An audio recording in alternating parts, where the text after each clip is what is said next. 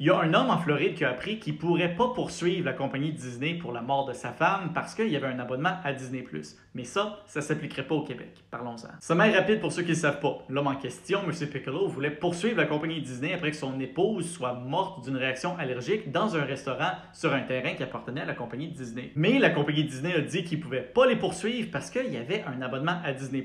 Et dans les termes de l'abonnement de Disney+, il y a ce qui s'appelle une clause d'arbitrage. Une clause d'arbitrage, c'est quand les parties à un contrat promettent qu'au lieu de se poursuivre devant les tribunaux, s'ils ont un désaccord, ils vont passer devant un arbitre en premier. Un arbitre, c'est comme un juge privé. Les compagnies préfèrent ça généralement parce que c'est plus rapide que les tribunaux et surtout parce que c'est confidentiel. C'est aussi beaucoup critiqué parce que, entre autres, les arbitres ont un incitatif financier assez important d'être du côté de la compagnie qui les engage plutôt que du consommateur. Au Québec, une clause du genre serait pas permise. Ça, c'est parce que le contrat d'abonnement à Disney+, c'est un type de contrat qu'on appelle un contrat de consommation. C'est-à-dire un contrat entre un consommateur, une personne et un commerçant pour un bien ou un service. Au Québec, les contrats de consommation sont réglementés par la Loi sur la protection du consommateur. Et selon l'article 11.1 de la Loi sur la protection du consommateur, les clauses d'arbitrage dans les contrats de consommation sont interdites. Alors, tant qu'un contrat de consommation, comme un abonnement à Disney+, est formé au Québec, les clauses d'arbitrage qui peuvent se trouver dans ce contrat-là sont invalides. Le Québec a probablement parmi les meilleures lois de protection du consommateur au monde. Et puis ça en est un bon exemple.